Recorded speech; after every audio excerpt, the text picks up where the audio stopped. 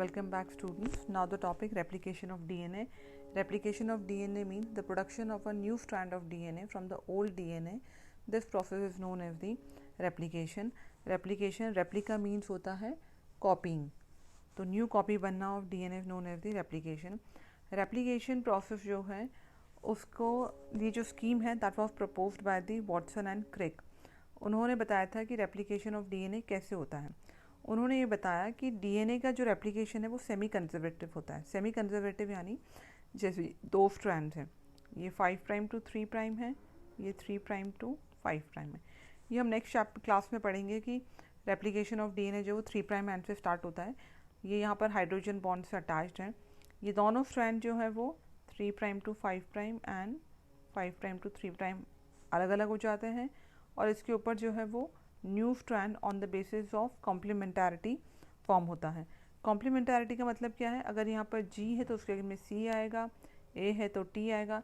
इस तरह से जो है वो एक स्ट्रैंड हो तो उसके ऊपर दूसरा स्ट्रैंड फॉर्मेशन हो जाता है.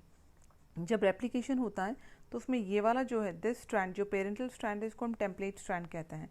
Template strand means this strand act as a base for the formation of the another strand. Another strand को फॉर्म करने के लिए बेस की तरह फॉर्म होता है, that is known as the template strand. तो जो न्यूली सिंथेसाइज्ड डीएनए है उस न्यूली सिंथेसाइज्ड डीएनए के अंदर एक स्ट्रैंड तो पेरेंट का होगा और दूसरा स्ट्रैंड जो है वो न्यूली सिंथेसाइज्ड है. Such type of replication nature is known as semi conservative DNA replication. Semi conservative mean conserve means होता है टू कीप और टू प्रोटेक्ट. तो ये जो न्यू ये वाला पेरेंटल डीएनए था उससे ये न्यू डीएनए बना है तो एक स्ट्रैंड तो पेरेंट का ही लेकिन दूसरा स्ट्रैंड जो है वो न्यूली सिंथेसाइज्ड है. So this is known as the semi conservative nature of the DNA. ठीक है, ये वाला जो है डीएनए की स्कीम है, ये डबल स्ट्रैंडेड डीएनए है. उसके बाद में यहाँ पर जो है ये इससे दो डीएनए बने हैं. ये वाला जो रेड वाला है वो पेरेंटल डीएनए है, ब्लू वाला जो है न्यूली सिंथेसाइज्ड डीएनए. यहाँ पर भी रेड वाला पेरेंटल डीएनए है, ब्लू वाला न्यूली सिंथेसाइज्ड डीएनए है. मीन्स जो रेप्लिकेशन हुआ है वो सेमी कंजर्वेटिव है. एक स्ट्रैंड पेरेंट का प्रेजेंट है और दूसरा स्ट्रैंड जो है वो न्यूली सिंथेसाइज्ड है. So such nature of DNA replication is known as semi conservative nature. Semi conservative nature of nature है डीएनए रेप्लिकेशन का. इसका एक्सपेरिमेंटल प्रूफ जो है वो Matthew Meselson and Franklin Stahl दो साइंटिस्ट थे 1958 में उन्होंने दिया था. ये तीसरा इम्पॉर्टेंट एक्सपेरिमेंट है आपके कोर्स के अंदर, इस चैप्टर के अंदर, जो कि इम्पॉर्टेंट है. उन्होंने जो है ये एक्सपेरिमेंट किसके अंदर किया था? उन्होंने एस्क्रिखिया कोलाई जो है that is Escherichia coli that is E coli जो है उसके अंदर किया था. उसके बाद में दूसरे साइंटिस्ट ने हायर ऑर्गेनिज्म जैसे प्लांट्स और ह्यूमन बींग्स में भी ये एक्सपेरिमेंट किया था. लेकिन फर्स्ट एक्सपेरिमेंट जो है वो ई कोलाई के अंदर हुआ था. यहाँ बता दूँ मैं कि इसके बाद में साइंटिस्ट थे टेलर. उन्होंने जो है वीसिया फाबा एक बीन है उसके ऊपर थायमिडीन को यूज़ करके जो है वो सेमी कंजर्वेटिव नेचर बताया था. वो वाला एक्सपेरिमेंट आपके कोर्स में डिटेल में नहीं है तो हम उसको डिस्कस नहीं करेंगे. यहाँ हम करेंगे जो मेसेल्सन एंड स्टॉल ने एक्सपेरिमेंट दिया था. उन्होंने क्या किया, ई कोलाई को जो है एक ऐसे मीडियम में ग्रो किया जहाँ पे नाइट्रोजन का सोर्स जो है वो 15 अमोनियम क्लोराइड था. 15 नाइट्रोजन जो है उसके 2 डिफरेंट आइसोटोप्स फॉर्म है. एक N14 है जो कि नॉर्मल है और N15 है जो कि उसका आइसोटोप है. नॉर्मली आइसोटोप रेडियो एक्टिव होते हैं लेकिन नाइट्रोजन का ये N15 जो है या 15N जो है वो हैवी आइसोटोप है. हैवी आइसोटोप यानी कि वो दूसरा 14N जो है वो लाइट आइसोटोप है. On the basis of density gradient हम N14 और N15 को अलग अलग कर सकते हैं. उन्होंने क्या किया, एक पेट्री प्लेट लिया, उसके अंदर जो है मीडियम में NH4Cl डाला, 15 NH4Cl, उसके अंदर ई कोलाई को ग्रो कर दिया. तो जितना भी नाइट्रोजन कंपाउंड्स था इस डीएनए के अंदर या ई कोलाई के अंदर, नाइट्रोजन कंपाउंड मोस्टली जो है डीएनए का नाइट्रोजन बेसिस बनाने में काम आता है, उस सब के अंदर जो है वो 15N प्रेजेंट हो गया.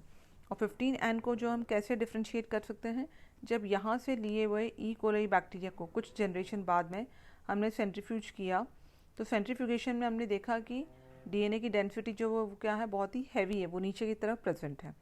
Density gradient with the help of caesium chloride.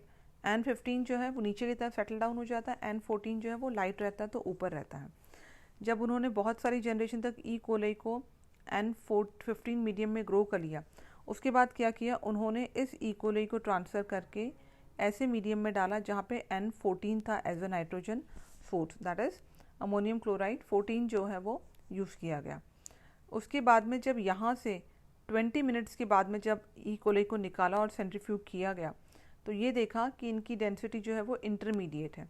Intermediate density है यानी जो एक डीएनए है वो तो एक स्ट्रैंड जो डीएनए का 15N का है, दूसरा जो है वो 14N का है, इसलिए इसकी डेंसिटी जो है वो क्या होगी, इंटरमीडिएट हो गई है।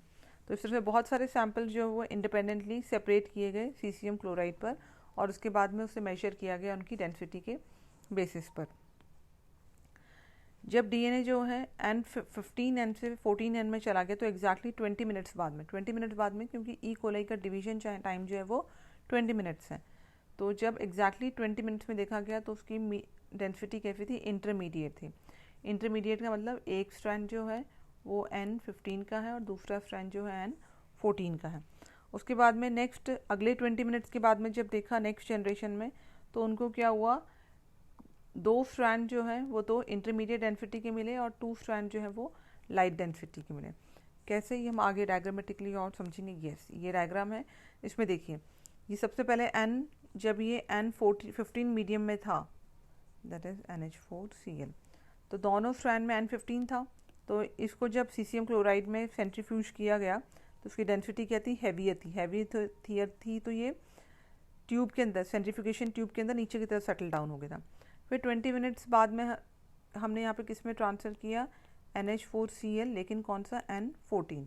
तो एग्जैक्टली 20 मिनट्स बाद में जब हमारा डीएनए फॉर्म हुआ तो दोनों की डेंसिटी कैसी थी, इंटरमीडिएट थे। इंटरमीडिएट क्यों, क्योंकि एक N15 है और एक N14 है। यहाँ पे ग्रीन वाला N14 बता रहा है और रेड वाला जो है वो N15 बता रहा है।